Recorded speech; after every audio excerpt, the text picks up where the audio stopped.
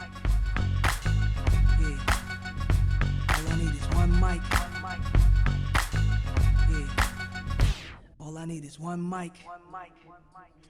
Hey everybody, welcome back to One Mic, where I watch shit so you don't have to. And today I'm here to talk about the new HBO series Pause with Sam Jay.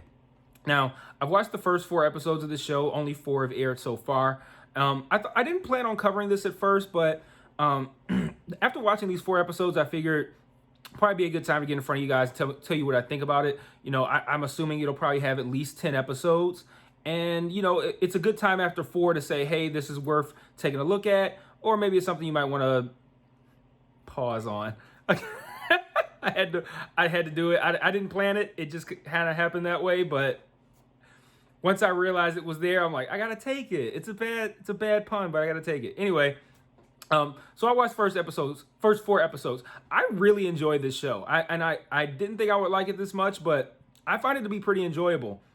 The concept is essentially, it's like I don't want to call it a talk show, but it kind of is. It's like a new kind of talk show. It has I'm gonna call it like a real talk segment.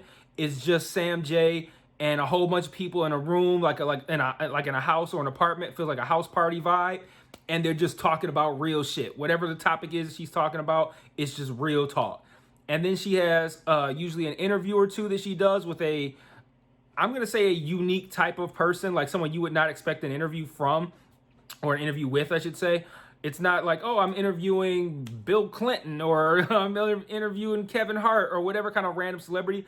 It's usually people who revolve around an issue or a topic that generally isn't discussed in the mainstream media, and that's why I like the interviews so much. They're really interesting. I'll talk about a couple of them in a minute. And then usually there's some skits as well. So the thing that I like the most about this show is the real talk segment. I call it the real talk segment because it reminds me of being in a barbershop. And I'm sure I can't speak for what women discuss in a nail salon, or in a hair salon, but in a barbershop in the black community, it's like we talk about sports, we talk about politics, we talk about women, and it's just, there's no, you know how people are complaining about wokeness and cancel culture and political correctness. And I haven't been in a barbershop in a while, clearly. And for the record, I'm not losing my hair. I shaved my head on purpose. My hairline, you can see it. It's still right up there. I'm good on hair, but I choose to shave my head, so I haven't been in a barbershop in a very long time. I shaved my head shortly after my son was born, so that would have been 2008. So I've been rocking the baldy for 13 years, but at least when I was in the barbershop, that's what it was like. There was no political correctness. There was no worry about whether or not you offended somebody, and nobody got offended. It was just a whole bunch of black guys, and we would just talk real shit, whatever was going on, hip hop, you know, whatever. And this show gives me that vibe. Just people at a party having drinks, they probably high, and they're just having real conversations about real stuff.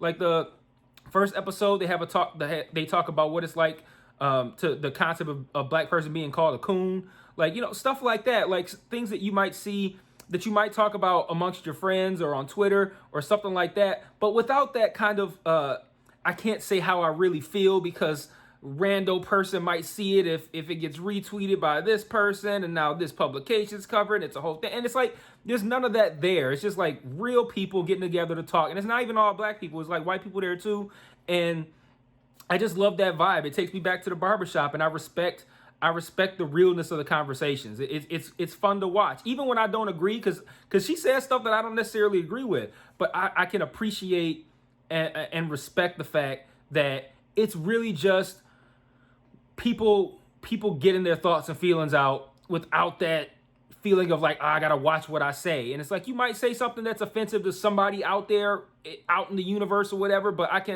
can respect the fact that we can't, you know, there's some conversations we can't further if we can't, you know, talk about them in honesty and how we really feel about them. And this show gives you that about topics that generally people aren't real about. So I really enjoy that aspect of the show.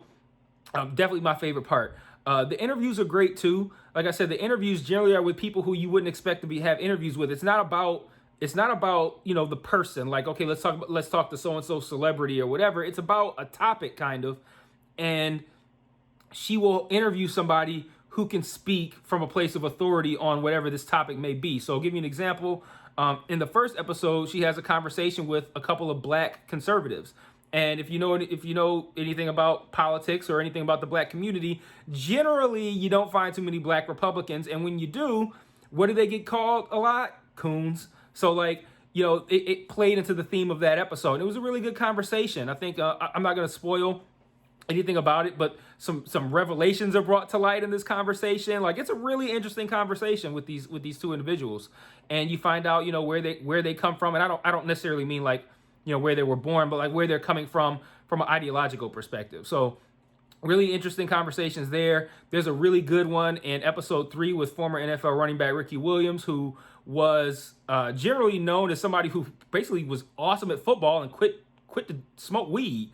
And he talks about why he left the NFL. There's some really interesting revelations that come about at the end of his interview that I was like that. That meme of the guy that's like blinking, like, what? That was me. And watching the Ricky Williams interview, it was crazy. There's another really good interview in that same episode with some lesbians who are in some movement, I guess, to be able to walk around topless. And like they do this interview with her topless. It's like crazy. Like I've never seen anything like this on television. It's really interesting. So the interviews are good. Like who would have thought like who's thinking like, oh, I'd love to interview this group of lesbians who are in this movement to be able to walk around topless. Like that's not something you would think about, but there's people out there that feel that way, and they were able to get in front of a camera on HBO and talk about it. And I think that's really cool that Sam J gave them that opportunity. So yeah, really cool with the interviews. Now, there are a couple of things that I don't like. I think the skits are usually subpar. I can't even remember most of them. I skimmed through the first episode again prior to doing this video, and I just remember like the skit. And the thing is, the skit's not even bad. It's just not as good as the rest of the stuff. So like, the skits are just okay. I don't really need them, but they're there, and they don't eat up a lot of time in the episode, so I can deal with it. And then the only other thing that I don't like, and this is shocking,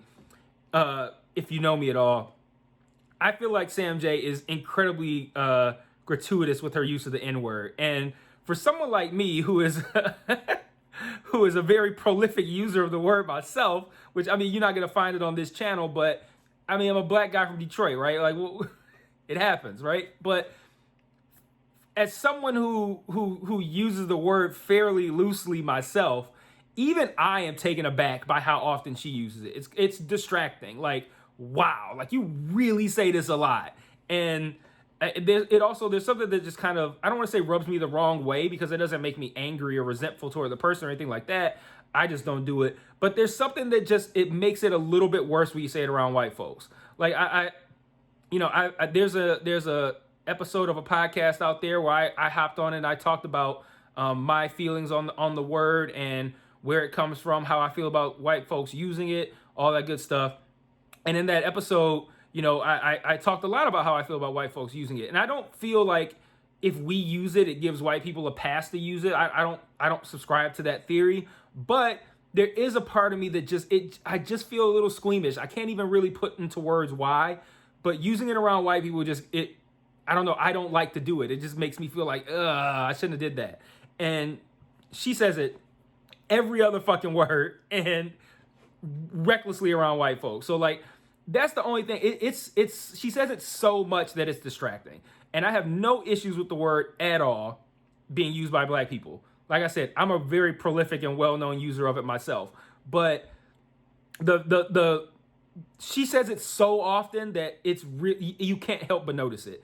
And that's a little off-putting, not because I feel like I have an issue with the word, but it's just because when you say it so much that it takes me out of how much I love your show. Like, I'm sitting here enjoying your show that I think is incredibly creative, incredibly useful for right now. Useful conversations that people should be having and watching.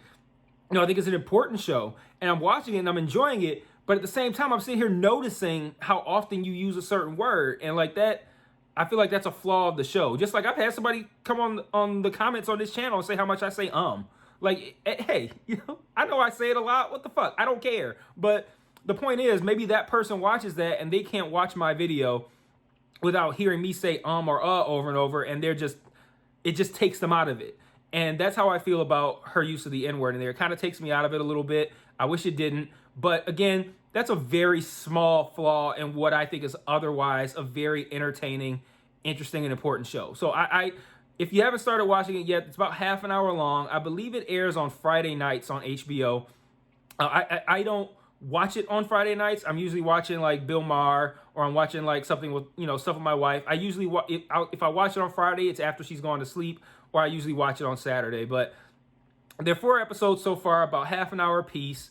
I'm probably going to post this on maybe Wednesday, or I don't know when I'm going to post this. It might be actually Friday of this week. So maybe a 5th episode will be airing on the night that I post this video. But, it's only 2 hours to get through it so far, 30 minutes. I think it's worth your time. Absolutely. White or black. If you can get past the use of the N-word, and if I'm struggling with it, it's going to be hard for a lot of people. Trust me. But there I go. Don't let that throw you off. Like, if it makes you uncomfortable, sit in that and feel that. I think it's important to feel that. So, and then take in all the rest of it. Like I said, it's really at the heart of it. These are important conversations. These are interesting conversations. And I think the show is entertaining. It's funny.